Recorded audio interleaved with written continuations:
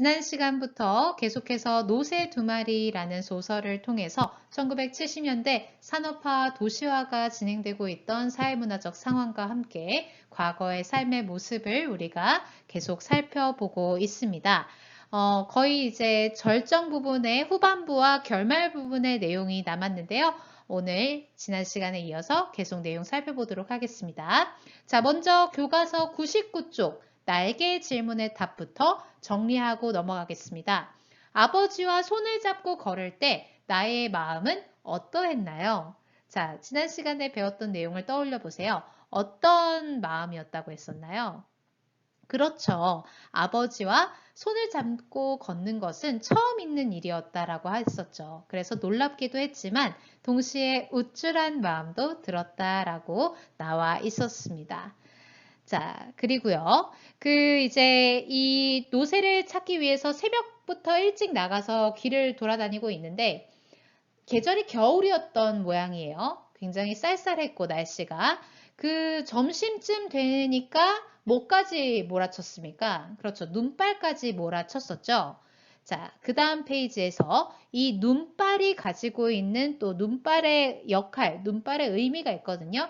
그걸 또 보여드리도록 할게요. 지난 시간 영상에서 이 눈발이라는 것은 노새를 찾아 헤매는 나와 아버지에게 더해진 시련이다라고 말을 했었는데요. 거기에 더해서 이제 이 눈발의 역할을 좀 추가적으로 더 설명을 하자면 첫 번째, 계절적 배경을 드러내는 소재입니다. 그리고 을씨년스러우면서도 외롭고 쓸쓸한 분위기를 조성하는 그런 장치이기도 하고요. 나와 아버지가 노새를 찾는 일이 순탄치 않을 것임을 암시하는 소재이기도 합니다. 여러분들이 꼭 잘 기억을 해 두세요. 교과서 100쪽입니다. 아버지와 내가 동물원에 들어간 것은 거의 해가 질 무렵이었다 라고 되어 있네. 자, 지금 동물원에 들어갔는데 해질 무렵에 동물원에 들어갔습니다. 자, 이 말은 다른 말로 하면 하루 종일 노새를 찾아 헤매고 다녔다라는 의미도 되겠죠. 어떻게 해서 동물원에 들어오게 되었는지 나는 잘 기억해낼 수가 없다. 둘 중에 아무도 동물원에 들어가자고 말한 사람은 없었는데 어째서 발길이 이곳으로 돌려졌는지 모른다. 정처 없이 걷다가 마침 닿은 곳이 동물원이어서 그냥 대수롭지 않게 들어왔는지도 모르겠다. 하여튼 나는 희한한 곳을 다 왔다 싶었다. 내 경우 동물원에 와본 것은 지금까지 딱 한 번밖에 없었으니까. 그것도 어린이날 무료 공개한다는 바람에 동네 조물애기들과 함께 와본 것 뿐이었다라고 되어 있네요. 자, 이 부분을 통해서 이 동물원도 와본 적이 손에 꼽는 이 지금 나의 상황을 봤을 때 이 부분을 통해서 우리가 좀 추측해 볼 수 있는 것 무엇이 있을까요? 그렇죠. 나의 어려운 가정 형편이 드러난다라는 거. 동물원에 와본 적이 딱 한 번 있었는데 그것도 무료 공개한다고 해서 친구들하고 같이 와본 게 전부라고 했으니까 굉장히 어려운 가정 형편이라는 것을 우리가 이 부분을 통해 추측해 볼 수 있습니다. 그때는 사람들에 치여 제대로 구경도 못했는데 지금 나는 구경꾼도 별로 없는 동물원을 더구나 아버지와 함께 오게 되었으니 참 가다가는 별일도 있는 것이구나 하였다. 남들 눈에는 한가하게 동물원 구경을 온 다정한 부자로 비칠 것이 아닌가라고 지금 생각을 하고 있는 거죠. 그러니까 아버지하고 지금 동물원 구경을 올 거라는 생각을 이 나는 한 번도 해본 적이 없는 겁니다. 그래서 이제 동물원을 돌아다니는데 동물원 안은 조용하고 을씨년스러웠다고 합니다. 곧 귀신 튀어나올 것 같다라는 거죠. 너무 한적해서. 동물은 제 집에 처박혀 있거나 가느다란 석양이 비치는 곳에 웅크리고 있거나 하였다라고 되어 있네요.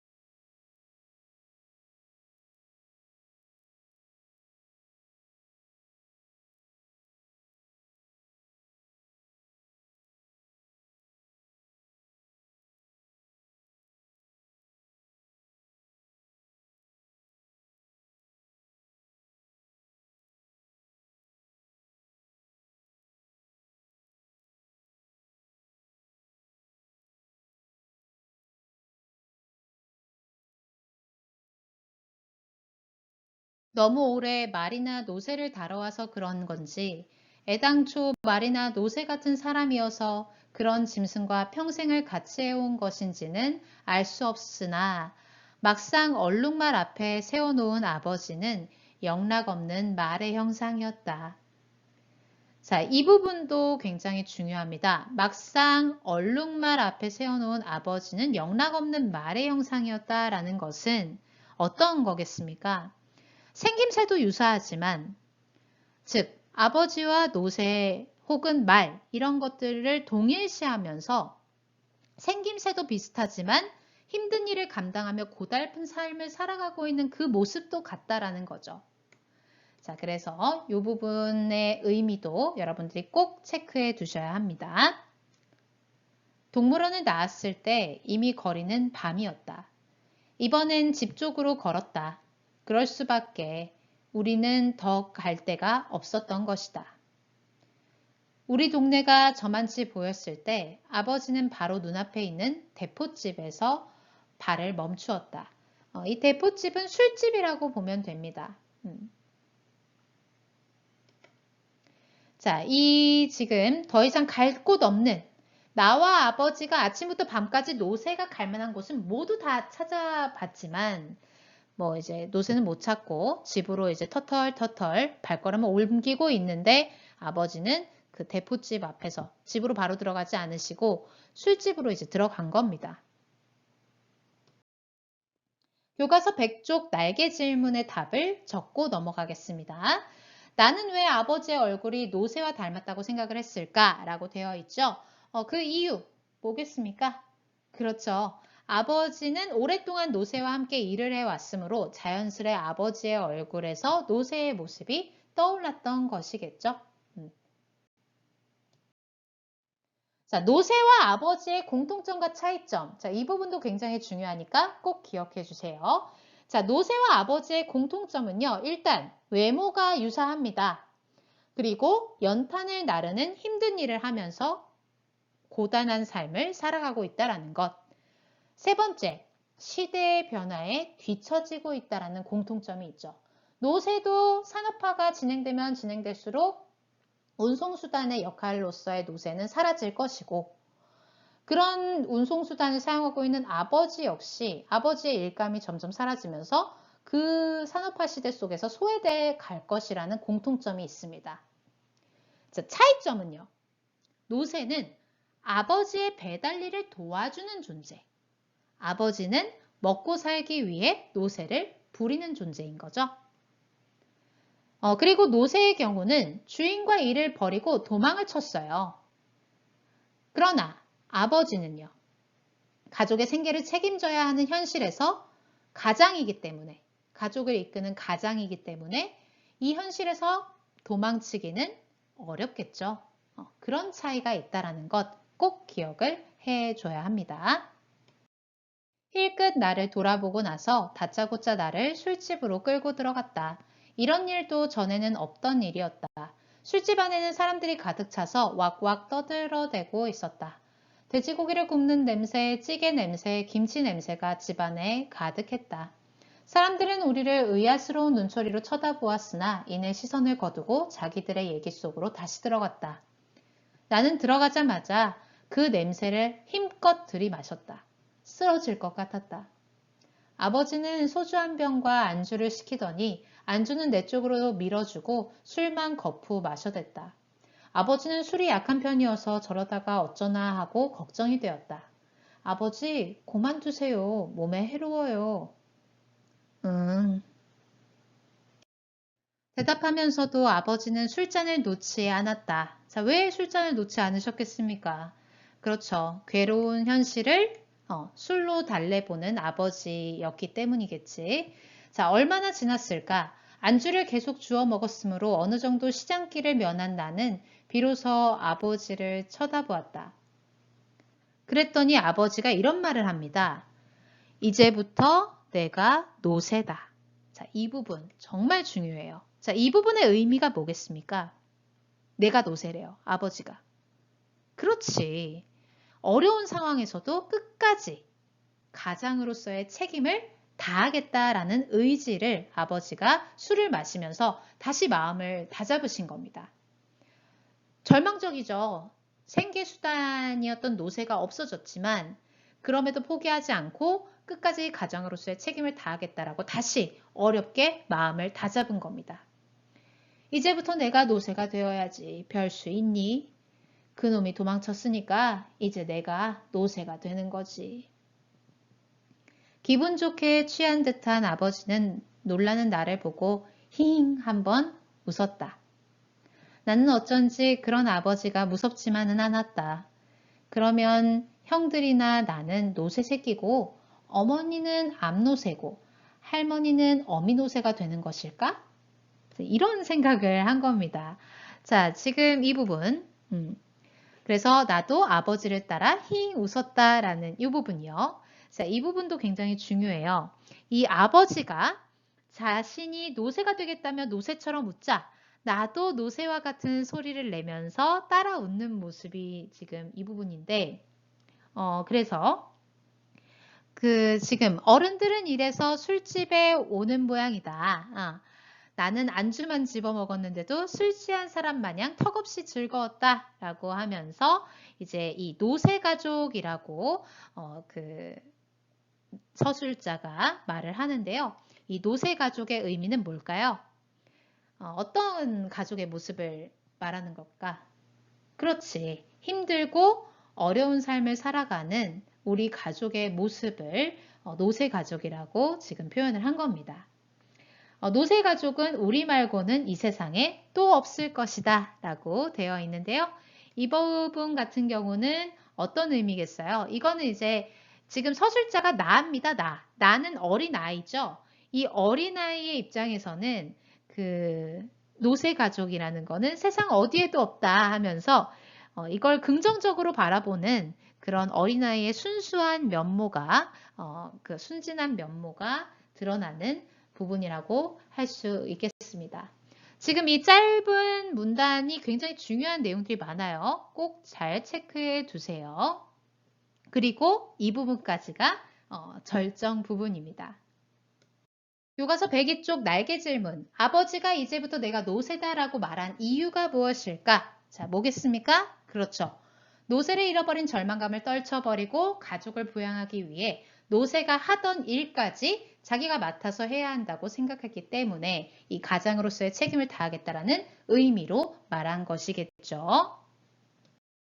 자, 이 대포집이라는 공간적 배경의 기능도 굉장히 중요합니다. 이 대포집, 술집이죠. 술집은 어떤 공간으로서의 역할을 하느냐. 먼저 아버지가 노새를 잃은 슬픔을 술로 달래는 곳임과 동시에 아버지가 앞으로 자신이 노새처럼 살겠다는 결심을 나에게 내비치는 장소인 거죠. 다시 한번 삶에 대한 의지를 북돋으려고 하는 그런 공간이었던 겁니다. 절정 부분의 중심 내용을 정리하면요. 노새가 멀리 도망치는 꿈을 꾼 나는 다음날 노새를 찾던 중에 들어간 동물원에서 아버지와 노새가 닮았다라는 생각을 하게 되는 것이 중심 내용이라고 볼 수 있겠지. 이제 결말입니다. 그러나 그러한 생각은 아버지와 내가 집에 당도했을 때 무참히 깨어지고 말았다. 자, 그냥 의지까지만 불태우고 이 소설이 끝났으면 나쁘지 않았어요. 그런데 결말 부분을 보니까 바로 처음에 시작하는 말이 뭐야? 그러나예요. 그러나. 아하, 이 부분을 통해서 우리가 알 수 있는 것은 뭡니까? 아버지가 의지를 간신히 북돋웠어. 하지만 또 다른 불행한 사건이 일어날 것임을 암시하는 부분이 되는 거죠. 우리를 본 어머니가 허둥지둥 매달렸어요.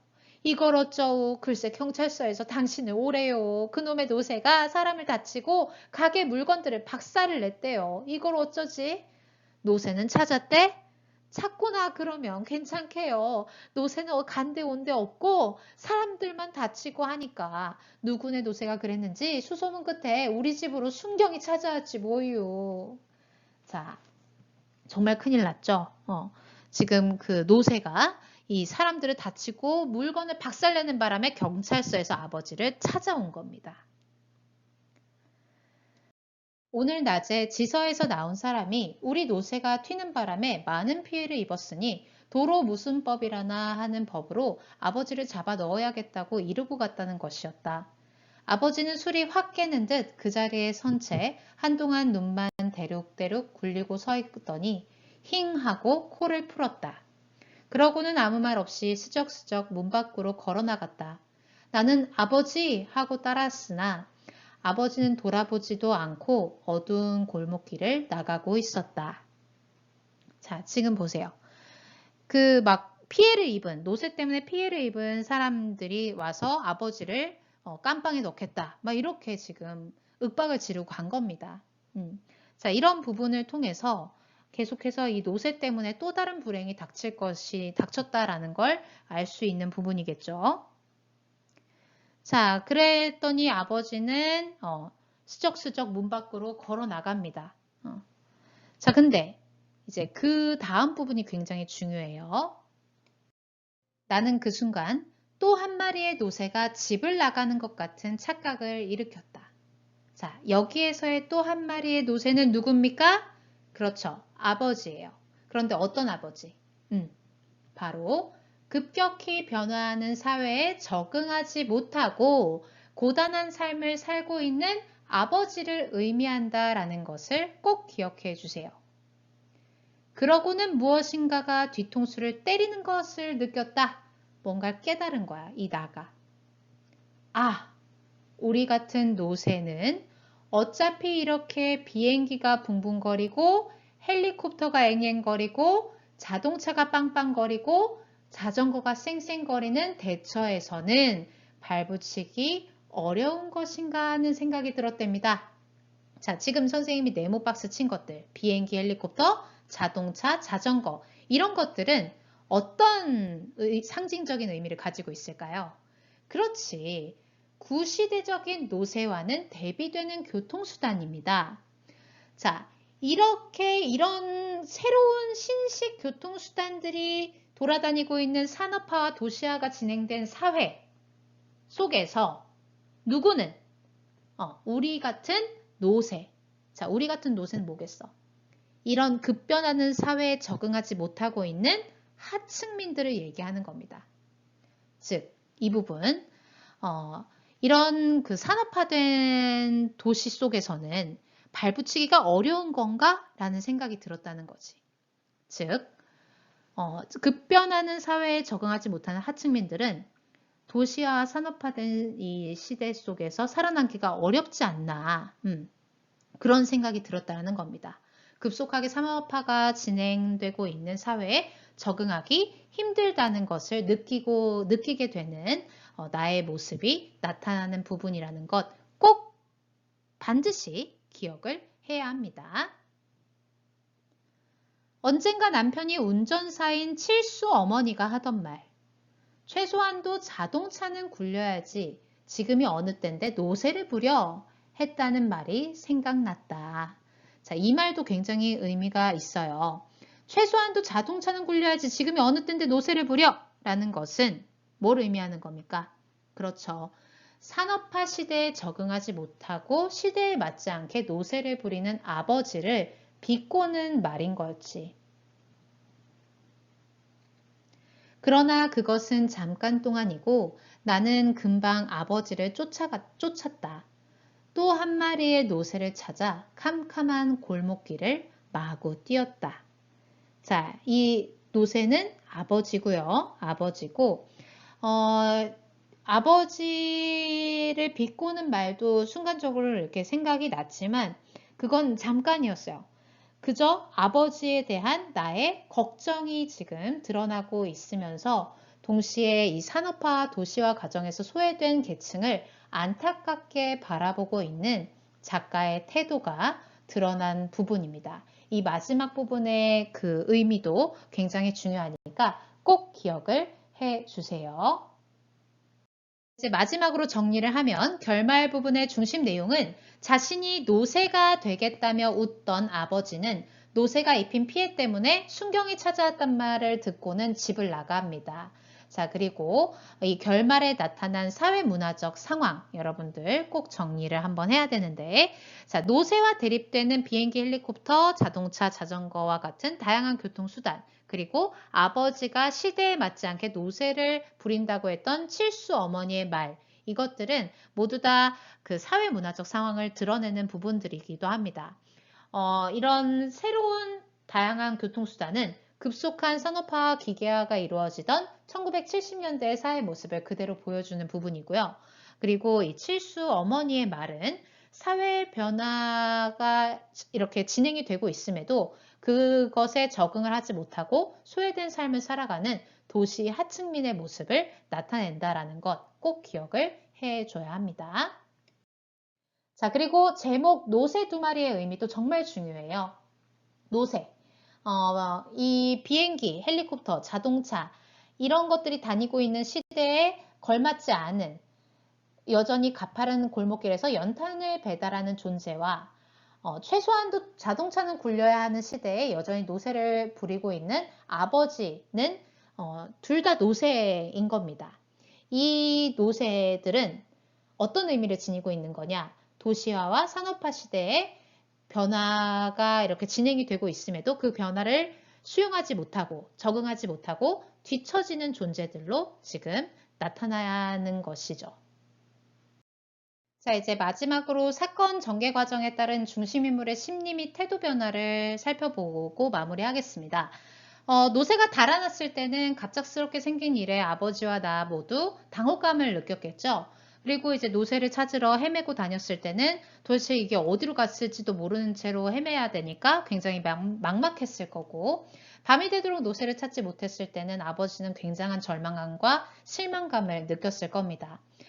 동물원과 대포집으로 갔던 그 장면에서는 나의 경우에는 이제 아버지하고 노새가 굉장히 닮았다라는 생각을 하게 됐었고, 아버지의 경우는 대포집에서 자신이 이제 노새가 되겠다라고 말을 하면서 끝까지 그래도 삶에 대한 의지와 가족의 생계를 책임지려고 하는 마음가짐을 가졌었던 거지.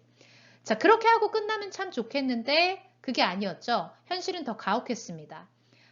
노새로 인해서 피해를 입은 사람들이 집에 찾아오고 또 경찰까지 찾아오게 되면서 아버지가 집을 나가게 되죠. 아버지는 노새가 이런 문제에 좌절감을 느꼈을 겁니다. 그러면서 집 밖으로 나가고 나는 그런 아버지를 걱정을 하는 그런 모습으로 이제 극이 아니라 이 소설이 마무리가 되고 있습니다. 자, 일단 여기까지 오늘은 보고요. 다음 시간에는 선생님이 라이브로 실시간 원격 수업으로 여러분들하고 학습 활동과 또 주요 내용들 다시 한번 정리하는 시간을 갖도록 할게요.